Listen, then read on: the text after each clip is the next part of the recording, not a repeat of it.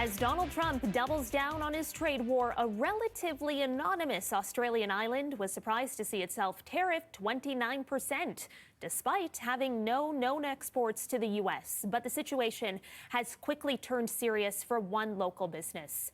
Joining me now are Canadians Rachel Evans and Jesse Schiller, whose plastic-free hair tie business Kooshoo is headquartered on Norfolk Island. To the both of you, I know it's very late where you are. Thank you so much for joining us this morning. Thanks so much for having us. Pleasure to be here. I do want to get into how your business is impacted in just a moment, but if you could you put into words for us just, I suppose, the absurdity of your island being tariffed at 29%? Yeah, it's very crazy. I'll let you get into the detail. Norfolk Island made the list of reciprocal tariffs to the surprise of everybody around the world, really. We are a tiny island. We're 5 by 8 kilometers in the middle of the South Pacific Ocean. There you see it on the screen. We don't have an export industry. I think that's why it's gained so much attention. We're also an external territory of Australia, so we don't actually even set our own export limits. And Australia was tariffed only 10%. So there's been media from around the world paying attention to what is otherwise a very beautiful but quiet little island in the South Pacific. And yeah, we've been tied up in it in several ways that we didn't quite expect. Yeah, in the case of your company, you manufacture in India and Japan, where there are now 26 and 24% tariffs. How will that hit you? We're still working on that right now. It's still very new, but we're going through trying to figure out how we're going to do the costing. We have amazing partners across Canada, across the U.S. as well. About 80% of our business goes to the U.S. It's going to bring our tariffs up to 45% from India and less from Japan. Everything is made ethically. So yeah, it's a game changer. I think for us, we are going to do our best to not pass on the cost or pass on as little as we can, even though we are very tight on margins. But it's already been such a tough couple of years for consumers with interest rates and inflation being so high. I think for us, it's part of the bigger picture of, everything in Americans' grocery cart getting more expensive at once, and how do they stomach that? And I think that's the hardest part, especially for small businesses out there that are really trying to do it the right way.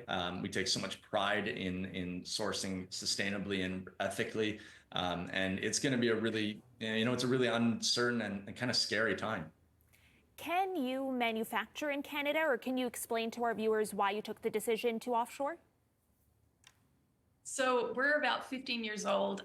We were based in and founded Kooshoo, our company, in Vancouver, and we functioned there for the first 10 years. And the closest place we could manufacture was, we looked across all of Canada, but the garment industry is really small in Canada, and LA was the closest. It was a 3-hour flight, and they did like really cool textile dyeing. So that was fantastic for us. So we actually manufactured in East LA for 8 years, and it worked okay margin-wise when it was direct to customer. But as soon as there was the wholesale business, so going through a retailer, our margin just couldn't, the price had to go up. And the price for our products hit a limit where customers were not willing to pay the price to have them made in Los Angeles, in America. So at that point, we looked abroad. We were always wanting to work with fair trade facilities. It's really important for us, for our whole supply chain to uplift. And we found a great partner, as you see, in India and in Japan.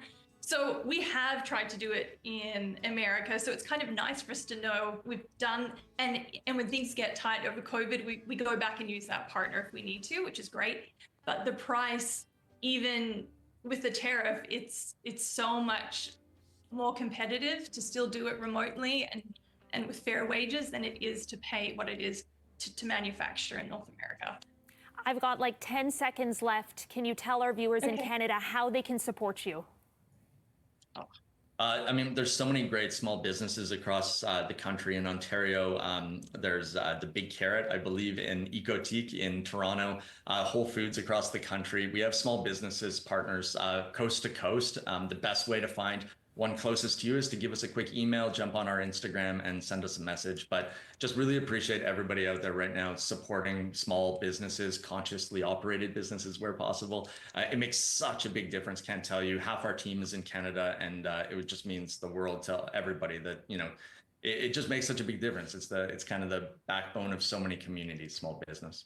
Okay. So thank you all so much. Really appreciate the Canadian community more than ever. Rachel and Jesse, thank you so much for joining us. Really appreciate it this morning or tonight for you. Yes, it's wrapping up our workday. Have a Take great care. day, everybody. Thank you all. Thank you.